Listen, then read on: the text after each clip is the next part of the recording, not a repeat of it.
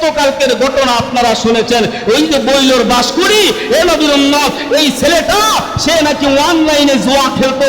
অনলাইনে অনেক মানুষ জুয়া খেলে, খেলার মধ্যে বাজি ধরে অনেক জুয়া খেলায়। এই অনলাইনে জুয়ার টাকা যখন শেষ হয়ে গেছে, বাবাকে চাপ দিয়েছে, বাবা জমি বিক্রি করে আমারে টাকা দাও।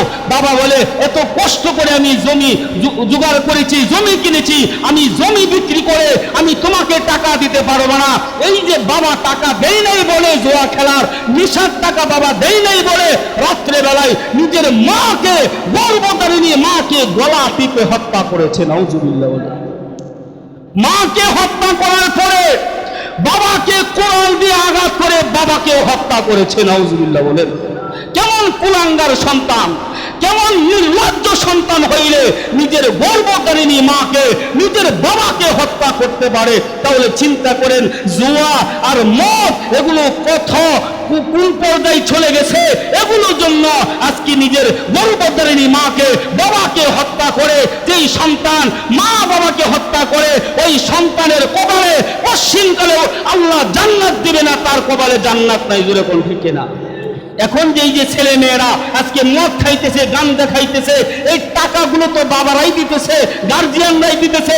সন্তান কোথায় যায়, কি করে, রাত 2টা 3টার সময় বাড়িতে আসে, তুমি জিজ্ঞাসাও করো না কোথা থেকে আসলো, কারণ সে ব্যবসা করে না, চাকরি করে না। 2টা 3টার সময় কার সাথে থাকে, কোত্থেকে আসে, কি করে আসে, তুমি তদন্ত করো না, খবর নেও না। পরে যখন দুর্ঘটনা ঘটে যায়, পরে তুমি টের পাও। ওই সময় টের পাইলেও কোনো লাভ, তার পাইলেও লাভ আছে? লাভ নাই। যেমন এই যে মা বাবা দুটাকেই সন্তান হত্যা করেছে, মেরেছে, এখন টের পাইছে, টের পাইলেই কি কোনো লাভ নাই? কারণ দুনিজন তো দুনিয়া থেকে বিদায় হয়ে গেছে।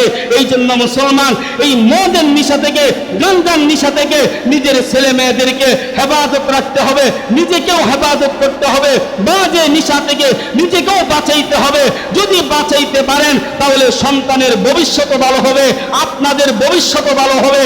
আর যদি এইভাবে চলতেই থাকে তাহলে আপনার জীবন অন্ধকার, কোন দিন না জানি আপনার উপরে আঘাত চলে আসে, আপনাকেও সন্তান মেরে ফেলে, হত্যা করে ফেলে, সেটা আপনিও জানেন না। যেরকম ঠিক কিনা?